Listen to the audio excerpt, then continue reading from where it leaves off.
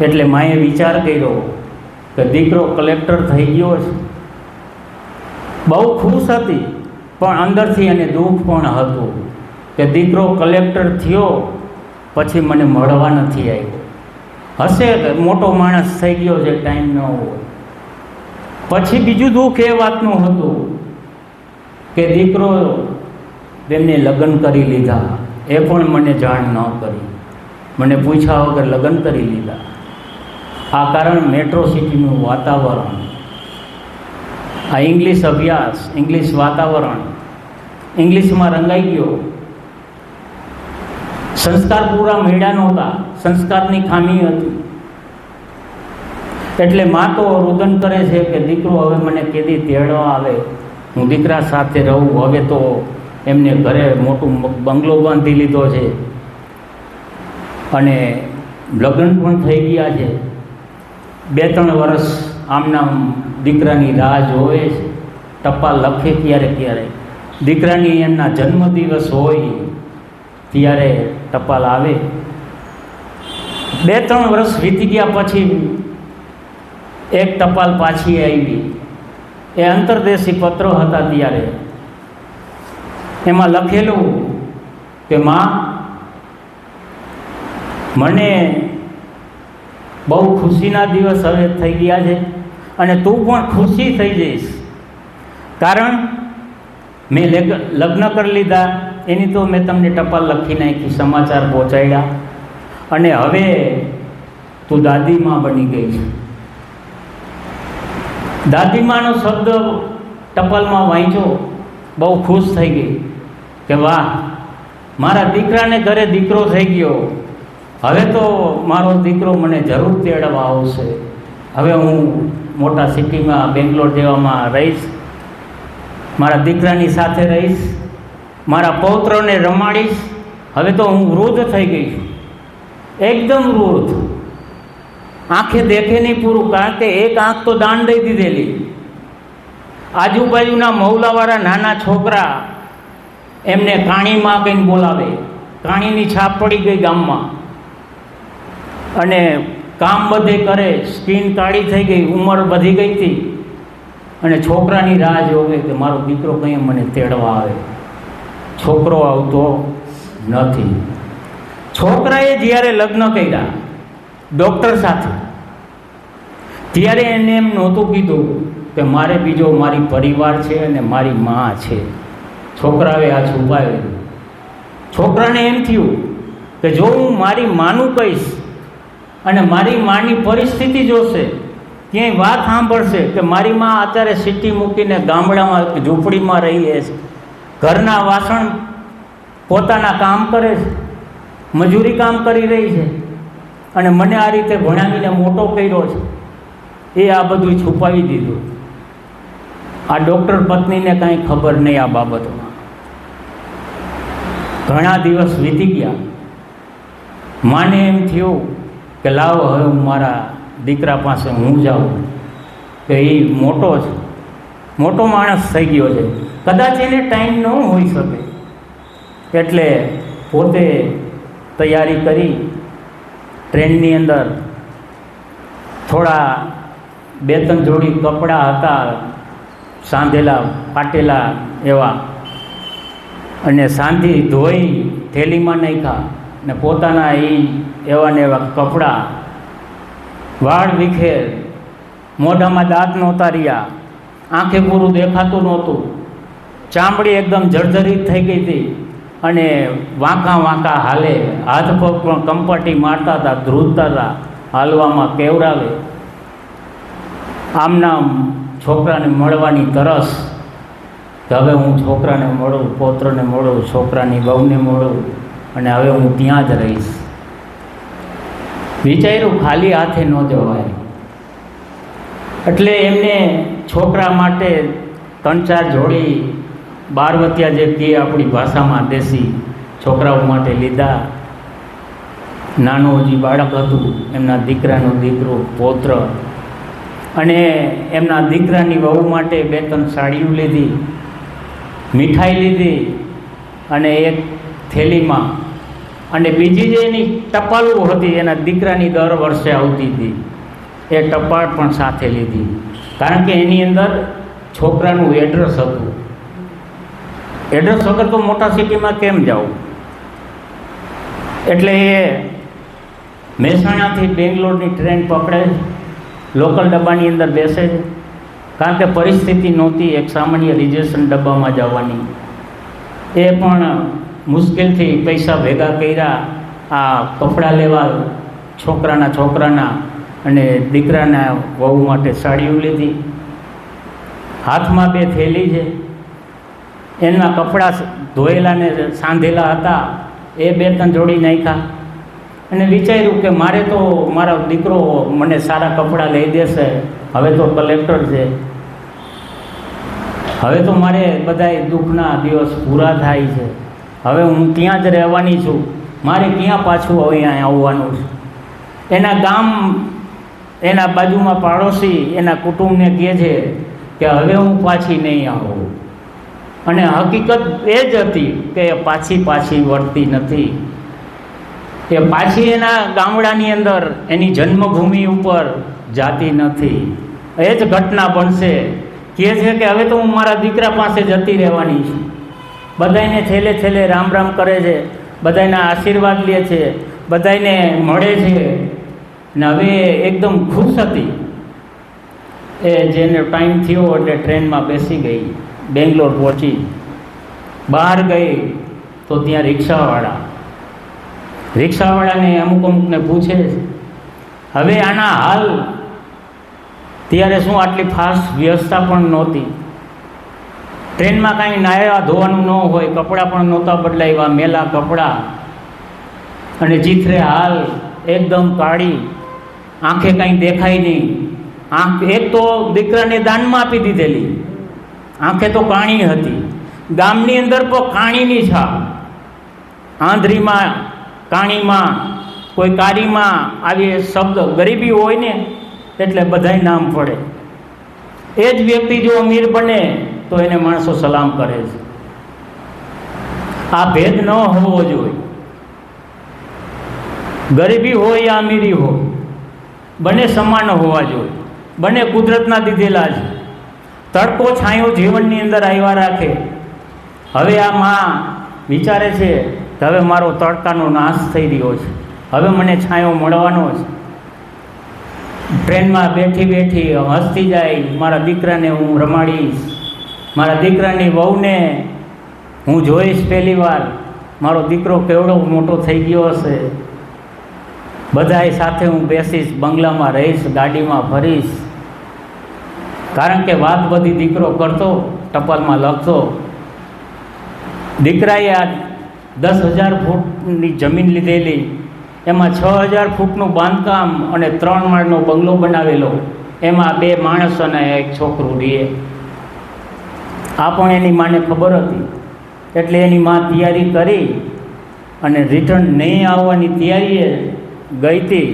અને હકીકત એ જ બનશે, લાસ્ટમાં સસ્પેન્ડ નીકળશે, આ રિટર્ન ન જવું. જે પરિવાર ગામમાં જે શબ્દ કાઢીને આવી હતી કે હું પાછી નહીં આવું, અને પાછી નથી આવતી માં. હવે જો કેમ નથી આવતી, કેવી રીતે નથી આવતી, આગળ જઈએ. હવે બેંગ્લોરમાં પહોંચી ગઈ. રિક્ષાવાળા જોવે છે કે આ તો કોઈ માગણ ભિખારી લાગે, ચીથરે હાલ છે, વાળ પૂરા છે નહીં, એકદમ કાળી ભીલ જેવી, આંખે બાડી છે, કમરથી વરી ગઈ છે, હાલે તો ધ્રુજે છે, કેમ કે આની પાસે રિક્ષાના ભાડાના પૈસા ક્યાંથી હોય, આવું વિચારે છે. અને હકીકતમાં એટલા રિક્ષાના પણ પૂરા પૈસા નહોતા એમની પાસે. ટિકિટ અને આ વસ્તુ મુશ્કેલથી લીધેલી, એટલે રિક્ષાવાળાને અમુકને દયા આવી ગઈ કે આ કાણી માં છે, કોઈ ભિખારી બાઈ લાગે છે, તો કે મારા દીકરો અહીંયા કલેક્ટર છે. એટલે તો ઓલા રિક્ષાવાળા વિચારે છે આ તો કોઈ પાગલ લાગે છે. કારણ કે જો કલેક્ટરની માં હોય એવી આ ચિત્રા હાલે હોય, એટલો તર્ક કરે છે કે આ કોઈ ગાંડી પાગલ હશે. તો કોઈ રિક્ષાવાળાની દયા એવી કે માજી તમારે જ્યાં જવું છે એ મને કંઈક તમારું એડ્રેસ આપો તો હું પહોંચાડું. તો કે મને મોઢે તો યાદ નથી. થેલીમાં ઓલી અંતરદેશી ટપાલું એના છોકરાની હતી, સાથે લીધી હતી, એમાં નીચે એડ્રેસ છેડે હતું. એ રિક્ષાવાળાને ટપાલ બતાવી. રિક્ષાવાળો સમજી ગયો, એ એડ્રેસ પ્રમાણે લઈ જાય છે. બંગલાની બાજુમાં રિક્ષાવાળો ઊભો રહે. રિક્ષાવાળાએ વિચાર કર્યો કે આ કલેક્ટરની માં કેવી રીતે હોઈ શકે. પૈસા જે વધાર્યા એને તો એ રિક્ષાવાળાને આપે છે. તો રિક્ષાવાળો પણ પૂરા પૈસા લેતો નથી કે આ એક ગરીબ વ્યક્તિ છે, દયાળુ હતો. દયા એ ધર્મ છે. કોઈ પણ ક્ષેત્ર હોય ધંધાનું, તમારાથી જેટલું બને, ફૂલની પાંખડી ન હોય તો ખાલી આશીર્વાદ આપવો, એ પણ એક કર્મનું કામ છે. તમારે દાન કરવું, પૈસા હોય તો દાન કરવું ખોટું નથી. ન હોય તો ગરીબ માણસને આશીર્વાદ આપો, ગરીબ માણસ સાથે સાદી વાત કરો, જય શ્રી કૃષ્ણ કરો, રામ રામ કરો. કારણ કે નાના માણસને કોઈ બોલાવતું નથી. જો એને કોઈ બોલાવશે ને તો એનો આત્મા રાજી થશે. આત્મા એ જ પરમાત્મા છે. આ શબ્દ યાદ રાખજો. હંમેશા દરેક જીવની અંદર, આ સંસારના પોતપોતાના આત્માની અંદર રામ રમી રહ્યો છે અને કર્મ અનુસાર ફળ મળી રહ્યું છે. આ જ રિઝલ્ટથી નાના મોટા ન સમજવા જોઈએ કોઈને. અને આ માએ આ રિક્ષાવાળાને આશીર્વાદ આપ્યા અંદર આત્માથી, અને ઉપર હાથ મૂક્યો તો રિક્ષાવાળાને પણ એમ થયું કે મેં આ પૈસા અડધા લીધા એ ખોટું છે. રિક્ષાવાળાએ પાછા પૈસા આપી દીધા કે માજી, મને કોઈ મળી રહેશે, તમે તો એક ગરીબ ભિખારી જેવા મને લાગો છો ગરીબ. પણ જે હોય તે ગરીબ જાણીએ એને પૈસા ન લીધા. આ એની માનવતા છે. નાના માણસોમાં જે માનવતા હોય છે એ અમીરોમાં નથી હોતી. કારણ કે નાના માણસો ગરીબ ભિખારી પાસે, મોટા માણસોને બેસવામાં શરમ આવે છે. આ બધા એવા નથી હોતા, પણ મોટો ભાગ પૈસાવાળો થઈ આવો પછી ગરીબોની દોસ્તી, એની ભાઈબંધી એની પાસે, બેવ ભિખારી પાસે એને શોભા નથી દેતી. એનું ટેટેસ અત્યારની ભાષામાં કહે છે, ટેટેસ નથી. ટેટેસ એનું છે, આવા માણસોને સહાય કરો, એને જરૂર છે. જરૂરિયાતોને મનને સહાય કરો, એ જ તમારું કલ્યાણ છે, એમાં ભગવાન છે, એ તમને આશીર્વાદ, એ જ તમારા કર્મ, એ જ તમારું પુણ્ય છે, બીજે નથી. બીજે તમે માની લીધું છે. આની ચોખવટ નહીં કરી શકું. અહીંયા આગળ વધારીએ. માં રિક્ષા નીચે ઉતરી છે, રોડથી સામે જોવે છે. એડ્રેસ મુજબ રિક્ષાવાળાએ બંગલો બતાવ્યો તો દરવાજે ઊભી પહેલાં તો બંગલો નિહાળે છે. વાહ, આ કેવડો મોટો 10,000 ફૂટની જગ્યા હતી, 6,000 ફૂટનું બાંધકામ હતું. અંદર હિંડોળા હતા, લફસિયા હતા, 3 માળ હતા. નીચે પાર્કિંગ ગાડીઓ હતી. મારા દીકરાની એકને આ 4 ગાડીઓ, નીચે સ્કૂટર હતા. આ જોઈને માં બહુ ખુશ થઈ ગઈ કે હવે મારે અહીંયા રહેવાનું છે. કેવો સરસ બંગલો છે. આંખમાંથી હર્ષના આંસુ આવી ગયા માને કે મારા દીકરાએ મારી આ જિંદગી હવે ફેરવી નાખી છે. આજે ગામ સમાજ મને આંધળી કાણીમાં કહેતી હતી, કારીમાં કહેતી હતી. આજે આ દીકરો મને એક નવી દિશા, નવી દુનિયામાં પ્રકાશિત કરી નાખશે. મારા જીવનની અંદર પ્રકાશ ફેલાઈ જશે. હવે હું પૂજાઈશ, કારણ હું કલેક્ટરની માં છું. હવે ગામ કહેશે તો આ તો કલેક્ટરની માં છે. આ સારા માણસો જે મને ધિક્કારતા હતા એ મને માનથી બોલાવશે. સારા મોટા માણસો પણ મને બોલાવશે. મારા દીકરાની સાથે હું રહીશ, મારા દીકરાના દીકરાને હું રમાડીશ અને મોટો કરીશ. હવે મારે બીજું શું કરવાનું હોય? હવે તો મારી જિંદગી નિવૃત્ત, હું ઉંમરવાન થઈ ગઈ છું, ઘરડી થઈ ગઈ છું. આવા સપના જોવે છે, આગળ વધે છે, ગેટે જાય છે. ગેટ પાસે પહોંચી ત્યાં સિક્યુરિટી અંદર બાજુમાં ખુરશી ઢારીને બેઠો છે. સિક્યુરિટીએ પૂછ્યું, એ ભિખારીમાં, કાણીમાં, અહીંયા કેમ? તો કે અહીંયા મારો દીકરો રહે છે. કોણ તારો દીકરો? જે આ કલેક્ટર સાહેબ છે ને, આ બંગલાનો માલિક મારો દીકરો છે. સિક્યુરિટીને હસવું આવ્યું કે આ કાણી માં ચીથરે હાલ છે, એના વાળ વિખેર, મોઢામાં દાંત નથી, આંખે દેખતી નથી, અને આ કલેક્ટરની માં હોઈ શકે જ નહીં. કે અહીંયા કોઈ કલેક્ટર રહેતો નથી, તમે આગળ વધો. વળી એને માજીને થયું કે કોઈ ખોટું એડ્રેસ હશે. વળી 2-3 જણા અહીંયાથી એ જ દરવાજાની બાજુમાં 5 ફૂટ છેટી બેસી ગઈ શેરીમાં, અને અમુકને ઊભા રાખે સજ્જન માણસોને, કોઈ ભણેલ ગણેલને, એને કહે છે બેટા મારું આ એડ્રેસ જો, મારા એડ્રેસે જવું છે. તો કે માજી આ જ એડ્રેસ છે તમારું, આ બંગલો રહ્યો એ જ એડ્રેસ છે તમારું, તો આ તમને શું થાય? તો કે એ તો મારા દીકરો થાય. તો કે આ તો કલેક્ટર સાહેબનો બંગલો છે. તો કે દીકરો મારો કલેક્ટર છે. આવા હાલ જોઈ બધાને હસવું આવે છે. એની માને થઈ ગયું કે મારા હાલ જોતા કોઈ માનવા તૈયાર નથી. કારણ દીકરા ઉછેરની ખાતર દીકરાને કલેક્ટર કરવા બાબત આ માએ દીકરા માટે જન્મથી આંખ આપી દીધી. કોઈ ના આપી શકે, માં કાર્ય કરી શકે. આજના આ યુગની અંદર દીકરાઓ દીકરીઓ પુત્રવધુઓ આ પોતાના મા બાપની કિંમત કરતા નથી. ભણે ગણે છે, ભૌતિક સુખમાં રંગાઈ જાય છે, હંમેશા એમને સ્વતંત્ર રહેવું ગમે છે, સ્વતંત્રતા જોઈ છે. પણ મા બાપે એના માટે કેટલું કર્યું છે એ એને ખબર નથી. આ દીકરાઓ બંગલા પાસે માં ઊભી છે અને સિક્યુરિટીને વિનવે છે. સિક્યુરિટીના પગે પડે છે, રોવે છે કે આ મારા દીકરાનો બંગલો છે, હું દીકરાની માં છું. તો આ માનવા તૈયાર નથી. તોય પાછી સિક્યુરિટી એને કાઢે છે ને અહીંયા મંડી રોવા બેઠી કે હું જે કંઈ થાય મારે બીજે ક્યાંય જવું નથી, મારા દીકરાનો જ બંગલો છે. મેં ઘણાને પૂછ્યું આ એડ્રેસ છે, તો સિક્યુરિટીને થયું આની પાસે એડ્રેસ છે તો લાવું હું જોઉં. ટપાલ આપી સિક્યુરિટીને. સિક્યુરિટી કે લાવો માજી ટપાલમાં હું જોઈ જાઉં, મને વિશ્વાસ આવે કે આ એડ્રેસ પ્રમાણે તમારો પુત્ર જ છે તો હું તમને જવા દઉં.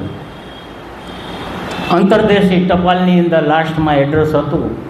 સિક્યુરિટીએ જોયું તો એડ્રેસ બરોબર હતું, અને ટપાલના એક અક્ષર ચેક, જ્યાં ટપાલના અક્ષર જોયા ત્યાં ખબર પડી ગઈ આ તો કલેક્ટર સાહેબના અક્ષર.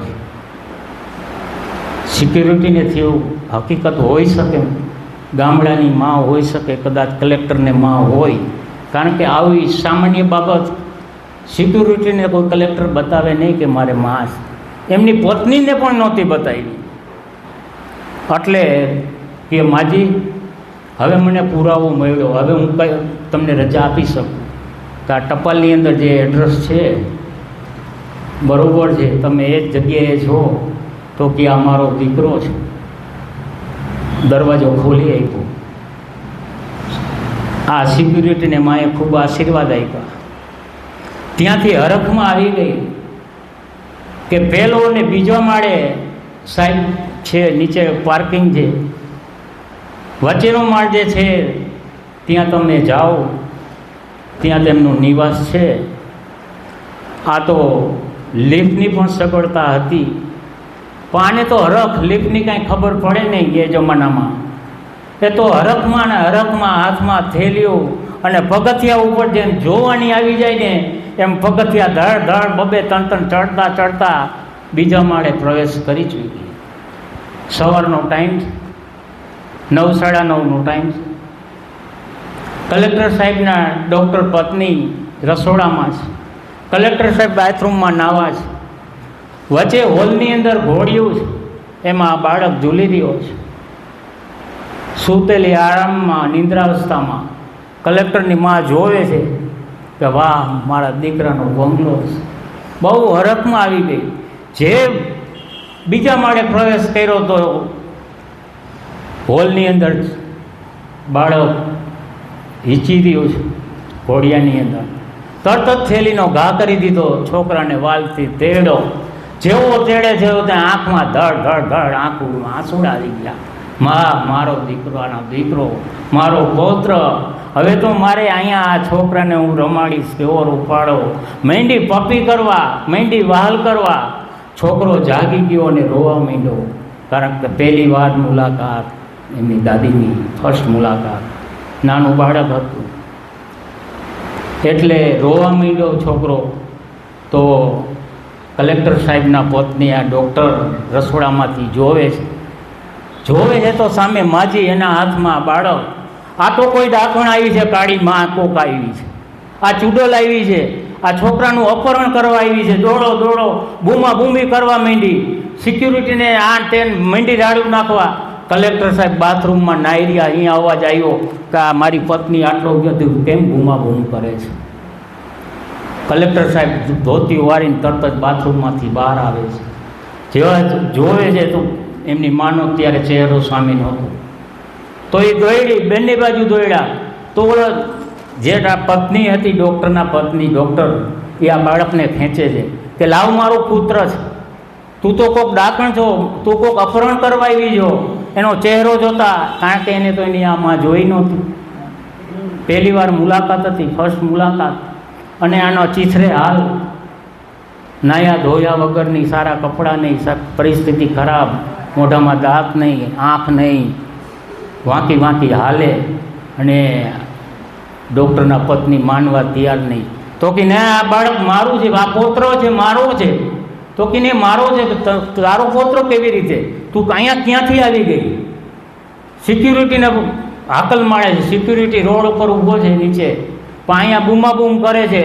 ઘરમાં બાપો મારી થઈ છે, ઝઘડો થયે, ઓલો કે છોકરો ઓલી ખેંચે છે, માજી ખેંચે, ઓલા ડૉક્ટર ખેંચે, બે ઓલા છોકરા વચ્ચે છોકરાને ખેંચે છે, ને છોકરું બહુ રોવે છે. ત્યાં કલેક્ટર સાહેબ બાજુમાં આવે છે, જોવે છે સામે, ઓહ મારી માં, ઢીલા પડી ગયા. એટલે ઓલે ડૉક્ટર કહે છે કે સાહેબ જોવો, આ કોઈક ડાકણ આવી છે, આપણા છોકરાનું અપહરણ કરી જાય છે. એટલે છોકરું ઓલીએ પછી ખેંચી લઈ લીધું અને કે આને કાઢો કી, આને ઘર બહાર આપણા કાઢો અહીંયાથી કી. આ કોને પૂછીને એમનામ આવી ગઈ છે. આ કહે છે કે હું કલેક્ટરની માં છું, આ મારો પૌત્ર છે, આ શું સત્ય હકીકત છે? ત્યારે કલેક્ટર બોલ્યો, આ ડૉક્ટર કહે છે કે તમે આને ઓળખો છો, આ માજીને? કલેક્ટરને એની પત્ની કહે છે. ત્યારે કલેક્ટર કહે છે કે હું નથી ઓળખતો. જો ધડાધડ આંખમાં આંસુની ધાર. હવે આ જગ્યા ફાટે તો હું આમાં જ સમાઈ જાઉં, મારી જિંદગીનો એન્ડ. મારું હવે કોણ આ દુનિયામાં? કેવા સપના સેવીને હું આવી હતી. મારો દીકરો એમ કહે, આ કળિયુગની નિશાની, આ ઘર, આ હળ કળિયુગ. માં તો રોવે છે. હાથના બધા જે મેં મીઠાઈ લાવી હતી, કપડાં લાવ્યા હતા, વેર વિખર પડ્યા છે. અને આ કહે છે કે મારી માં નથી. આખી હિસ્ટ્રી એમના બચપનથી કલેક્ટર બનાવ્યો ત્યાં સુધી, અને આ રિઝલ્ટ સંસ્કાર નથી, એની ખામી. આ ઇંગ્લિશ અભ્યાસ. આ તો માં મંડી રોવા, ધડાધડ રોવે છે આંખમાં. નીચે સૂઈ ગઈ, રોવા માંડી, કલેક્ટરના પગ પકડે છે. કારણ પત્નીથી છુપાયું હતું, પ્રેમ લગ્ન હતા, કીધું નહોતું કે મારે માં છે. જો હવે એમ કહે કે મારી માં છે, ડખે ચડી જાય. આજના યુગમાં બની રહ્યું છે. દીકરા સારા હોય છે, પણ જ્યારે પુત્રવધુ કોઈ અમુક એવા ઘરમાં આવી જાય, કોઈ એવી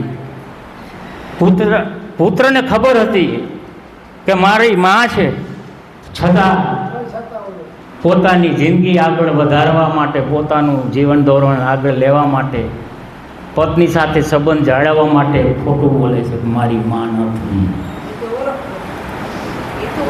ડૉક્ટર ઓળખી ગયા હતા. માએ મનમાં વિચાર કર્યો કે દીકરા, વાહ, મેં તને કેવા સપના જોયા છે. આંખમાંથી ધડ ધડ ધડ ધડ આંસુ પીએ છે. હવે તો આ ધરતી ફાટે તો બસ હું આમાં સમાઈ જાઉં. હવે દુનિયામાં મારું કોઈ નથી. આજે હું મારા વતનમાંથી આવી, શું કહીને આવી કે હું પાછી નહીં આવું, મારા દીકરાની આ રહીશ.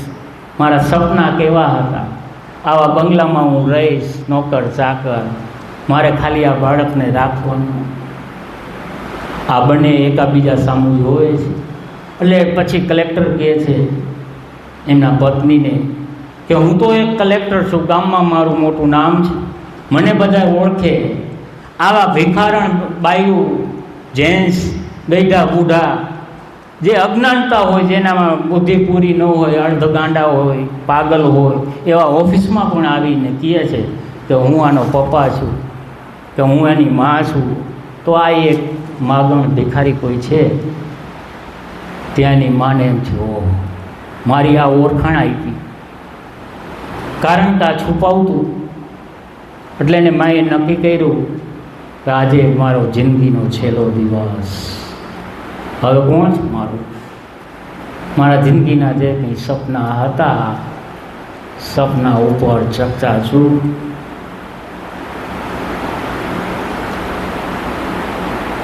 સિક્યુરિટી માટે આકલ મારી ડૉક્ટરની.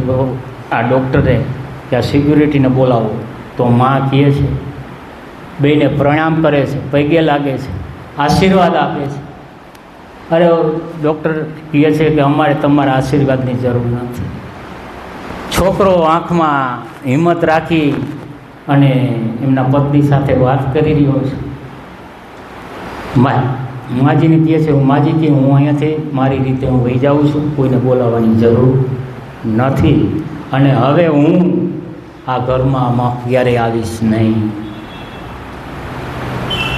તો કલેક્ટરના પત્ની ડૉક્ટર વિચારે છે કે પાગલ વ્યક્તિ છે કોઈ, હવે તો ન જ આવે ને કોણ આવવા દે? ન આવે તો આપણે આની શું જરૂર છે? અને હવે આવે તો આને આવવા પણ ન દઈએ આપણે. આ તો એક બે ડૉક્ટરના પત્નીને તો ખબર નહોતી. ડૉક્ટરને ના જે પતિ હતા કલેક્ટર, એને તો ખબર હતી કે મારી મા જ. નીચે પગથિયા ધીમે ધીમે લથડા ખાતી ખાતી ઉતરે છે, અને આ ડૉક્ટર અને કલેક્ટર પાછા નાવા જાય છે, છોકરાને સુવડાવી દે છે. આ એમની મા પગથિયા ઉતરી નીચે પાર્કિંગમાં જાય છે, જે સ્ટોર રૂમ હતો, ગાડીનું પાર્કિંગ હતું, તેનો રૂમ ખુલ્લો હતો. તો રૂમની અંદર ચાઈ જાય, જોવે છે તો રૂમ ખાલી છે, થોડોક સામાન પડ્યો છે, ઉપર પંખો છે. આ સિક્યુરિટી પાસે જાય છે. સિક્યુરિટીને એમ જ હતું કે આ કલેક્ટરની માં જ છે, આટલો ટાઈમ થયો હજી પણ પાછી નથી આવી. એટલે કહે છે, બેટા તું સિક્યુરિટી છે, કારણ કે આગળ જે કંઈ અહીંયા પ્રવેશ કરે એની નોંધ લેવાથી કલેક્ટરનું મકાન. તો કે મને એક કાગળ ને પેન 5 મિનિટ આપ, પછી હું તને પાછી આપી દઉં છું. આ સિક્યુરિટી તો એના પાસે બુક હતી, એમાંથી એક કાગળ કાઢ્યો અને માને આપ્યો. માં સ્ટોર રૂમમાં જાય છે, નીચે બેસી જાય છે. એક પાટિયું હતું લાકડાનું, એની મદદથી ટેકે રાખી અને આમાં લેટર લખે છે કે દીકરા, હું અને તારા પિતાજી 20 વર્ષે તારો જન્મ થયો, અને 20 વર્ષ પછી જન્મ થયો પછી અમે તારી આંખ, એક આંખે તું વાંધળો હતો, એ આંખ તને દેખતો કરવા, તને સારો ભણાવી ગણાવી મોટો કલેક્ટર બનાવવા માટે અમારા બેની અપેક્ષા હતી. એ ઈચ્છા મેં પૂરી કરી. મારી આંખ મેં તને આપી દીધી છે. તું 2 વર્ષનો હતો ત્યારે તારા પિતા એક્સિડન્ટમાં મૃત્યુ પામેલ, અને આ ઘરની તારી જવાબદારી મારા સિરે આવી. હું એક દેખાવડી હતી, રૂપાળી પણ હતી, પણ છતાં બહાર ખેતીના દાળિયું કરી, બીજાના ઘરના વાસણ કચરા પોતા કરી તને ધીમે ધીમે મોટો કર્યો. જમીન હતી વેચી નાખી ધીમે ધીમે ભણાવવામાં, મકાન હતું એ પણ વેચી નાખ્યું. તારા પિતાથી ગયા પછી મારી ઉપર ઘણો તારો ભાર આવી ગયો, પણ ઈચ્છા હતી કે દીકરાને કલેક્ટર બનાવવો છે, અને તે આજ આમ કહેશ કે હું તમને ઓળખતો નથી. આ દીકરો ઉઠી, આ એમની એક મજબૂરી હતી, પણ મજબૂરી હોવા છતાં મા બાપથી મજબૂરી કોઈ મોટી હોઈ ન શકે. મા બાપ જિંદગીની અંદર કોઈને મળતા નથી, વેચાતા. પુત્ર વધુ હોય, કોઈ પણ હોય, મિલકત હોય, બંગલા ગાડીઓ તમે બીજે પણ ગમે ત્યારે ખરીદ શકશો. જ્યારે મા બાપ બીજા મળતા નથી, મા બાપને ભૂલશો નહીં. હંમેશા મા બાપની સેવા ચાકરી કરજો. આ યુવાનો પુત્રવધૂને મારી આ યુટ્યુબ દ્વારા આ જૂનાગઢની અંદર રામટેકરીની અંદર આજે પ્રવચન આપી રહ્યો છું, એ મારી આ ભગવાનની સાક્ષાત શબ્દ વાપરું છું કે આમાં કોઈ અસત્ય વસ્તુ નથી. તો મહેરબાની કરી તમારા મા બાપને સાચવજો, બને એટલી સેવા ચાકરી કરજો. ફૂલ નહીં તો ફૂલની પાંખડી. તમારા ગાડી બંગલા મિલકતની જરૂર નથી, એને પ્રેમની જરૂર છે. મા બાપને ગઢપણમાં તમારા પૈસાની જરૂર નથી. પાસે બેસજો, બોલાવજો, સવાર સાંજ આવો, કામ ધંધે જાઓ, 2 મિનિટ બગાડજો, મા બાપને પગે લાગીને મોકલજો. તમારા દીકરા દીકરીઓ હોય, ભણતા હોય તો એ દાદા દાદીને પગાડીને સ્કૂલે મોકલજો, નહીંતર આ પરિસ્થિતિ કલેક્ટર જેવી થશે. આ તો માં આખી પોતાની જીવનની કહાની આ પત્રની અંદર લખે છે. એ ખુરશી બાજુમાં જૂની પાની હતી, લીધી, ઉપર ફેન હતો, પોતાના જે કપડા હતા, સાડલો હતો જૂનો, એ ઉતાર્યો, ફેન ઉપર ટાંગ્યો, ફાંસી ટૂંકો તૈયાર કર્યો, ગળે લગાવ્યો છે, અને ગળે ટૂંકો ખાઈ અને ખુરશીને ધક્કો માર્યો. પ્રાણ પંખેડું ઉડી ગયું છે. જેવો આ પ્રાણ પંખેડું ઉડ્યું અને એ ટાઈમે મોઢામાંથી ઉલટી થઈ, લોહીની નીકળી ગયા. અને આ પંખો જૂનો હતો સ્ટોરરૂમનો, એનો હૂક એક વારનો હતો, વાયરનો જૂનો સડી ગયેલો, એ પણ તૂટી ગયો. એ પહેલાં એનું પ્રાણ પંખેડું ઉડી ગયું હતું. અને આ લાશ પડે છે નીચે, લાશ માથામાં લોહી લોહાણ. કારણ કે લાશને સામે પછી લોહી લોહાણ થાય કે ન થાય, મૃત્યુ તો આ માં પામીતી જ. નીચે લોહી લોહાણ હાલત છે, ઉપર ફેન પડ્યો છે. સિક્યુરિટી વિચાર કરે છે, 10 મિનિટ થઈ ગઈ, 15 મિનિટ થઈ ગઈ. ઓલા માજીએ 5 મિનિટનું કીધું હતું, લાવું હું જોઉં કે માજી શું કરે છે ત્યાં. રૂમ ખુલ્લો હતો, પણ જ્યારે આ માજી અંદર ગયા ત્યારે રૂમ અંદરથી સ્ટોપર મારી હતી. સ્ટોપર મારી, ખખડાયો રૂમ. વિચાર કર્યો સિક્યુરિટી કે આમાં તો અંદરથી સ્ટોપર છે, કોઈનો અવાજ આવતો નથી. બાજુમાં એક બારી હતી, ઉપર દરવાજા નહોતા લાગેલા. તે બારીથી જોયું તો આ જે ભિખારણ આંધળી માં, કાણી માં, નીચે લોહી લોહાણ હાલતમાં પડી છે, માથે ફેન પડ્યો છે, ખુરશી ઊંધી પડી છે. આ દ્રશ્ય જોઈ અને તરત જ મીંડો રાડું નાખવા, કલેક્ટર સાહેબ, કલેક્ટર સાહેબ, કલેક્ટર સાહેબ, કલેક્ટર સાહેબ બૂમ મારે છે. તો કે શું છે? તો કે જે ઓલા માજી, કાણી માજી, ભિખારણ કોકરા ડાકણ જેવી માં આવી હતી, એને અહીંયા આપઘાત કર્યો છે. આ ડૉક્ટરને તૈયાર થઈ ગયા હતા, બેગ હાથમાં હતી, બૂટ પહેરવાની તૈયારી હતી, ને ડૉક્ટર બંને સાથે જાય, એક દવાખાનામાં જાય, એક ઓફિસે જાય. ટાઈમ થઈ ગયો હતો, 10:30 પોણા 11નો ટાઈમ થઈ ગયો.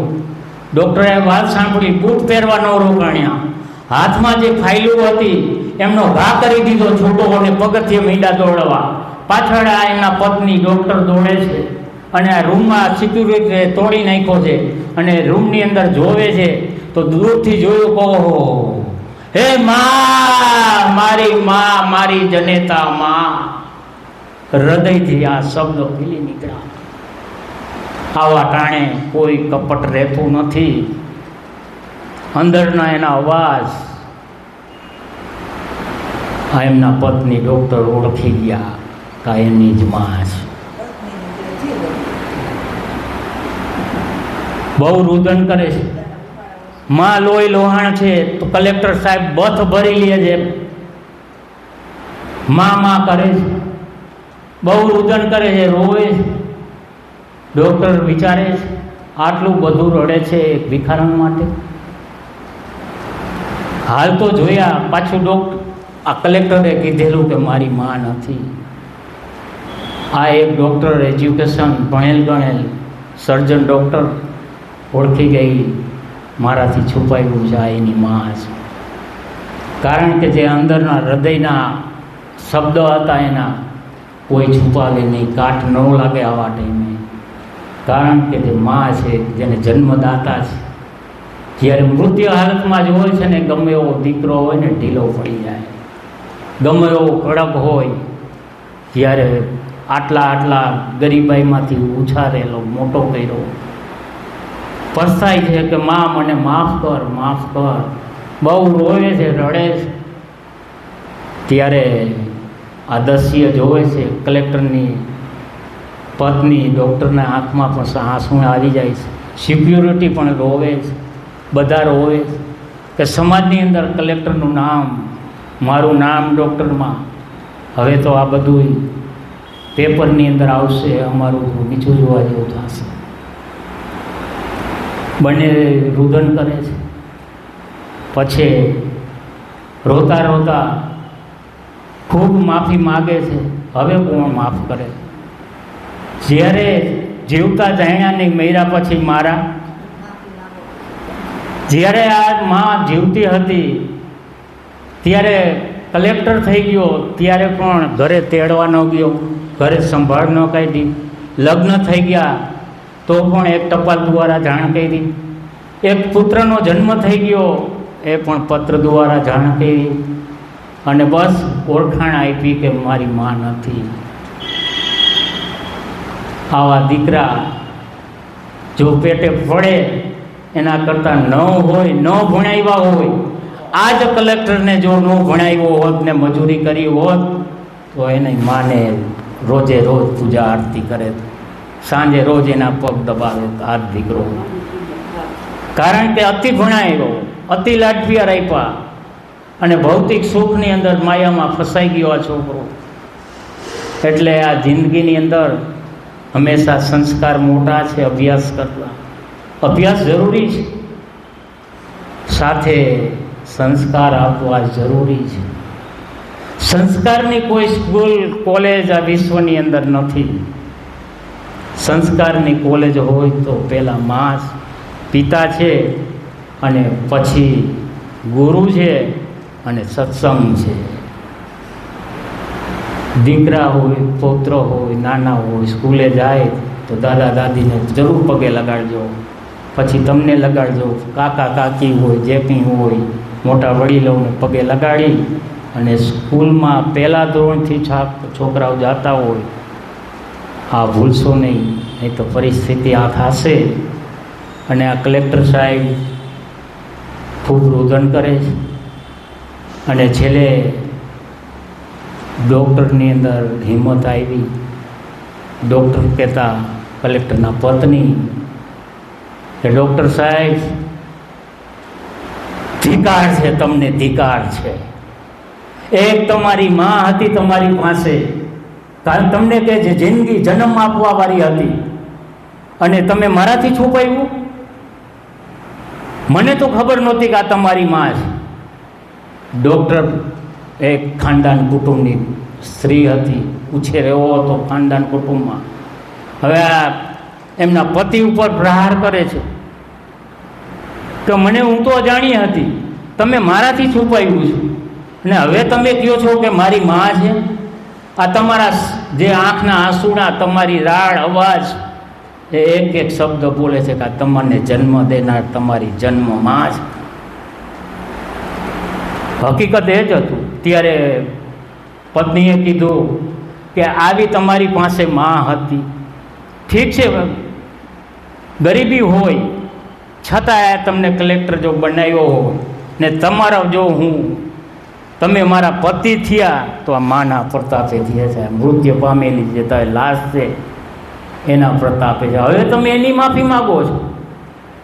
તમે જીવતા એમ નથી કીધી કે મારી માં છે, જીવતા એની સંભાળ નથી લીધી. એક મારાથી છુપાવવા માટે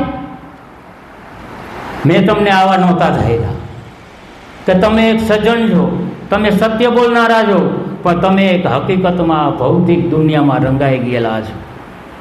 તમે તમારી ખાનદાની માણસાઈ, તમારો અભ્યાસ, તમારું કલેક્ટર નહીં, તમે કારકુન નહીં, પણ એક મજૂરથી બેર છો. તમને ધિકાર છે.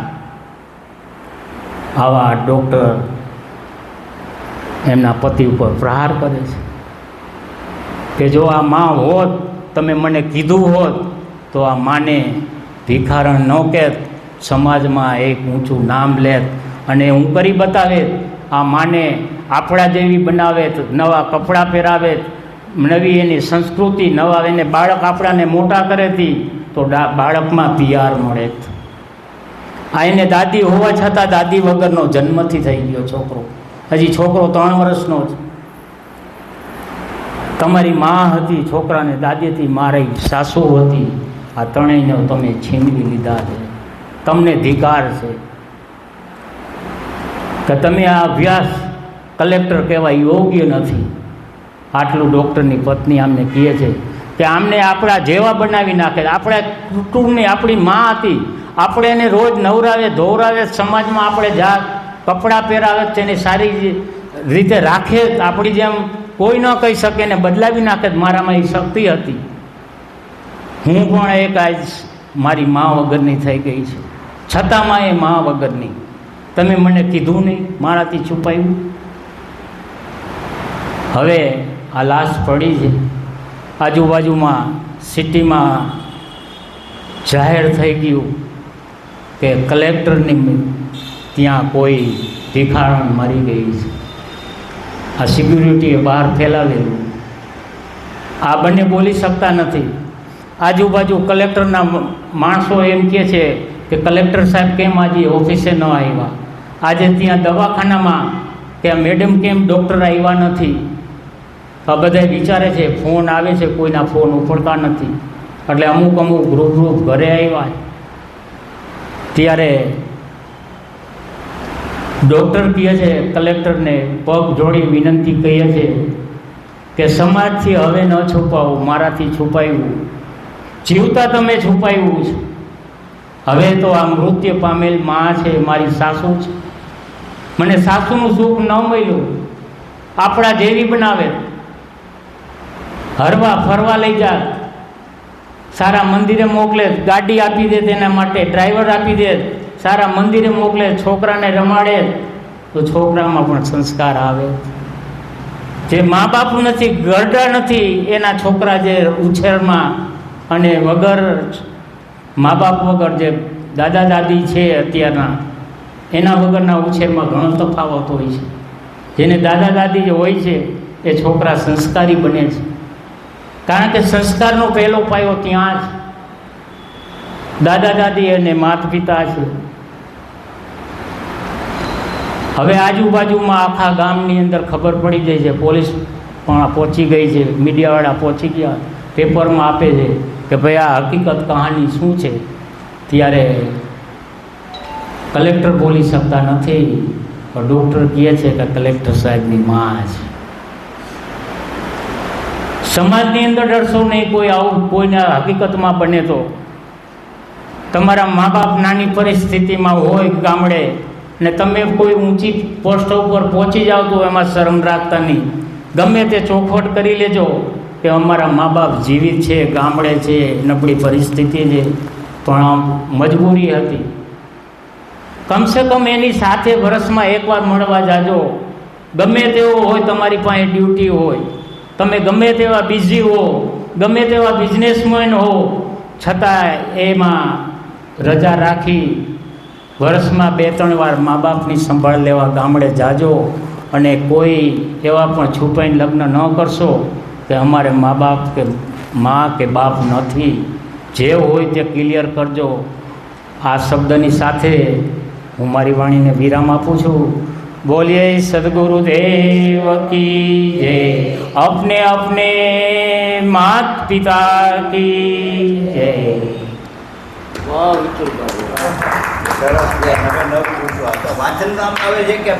હે?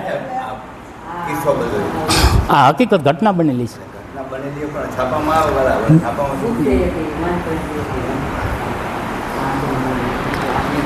આશ્રમની અંદર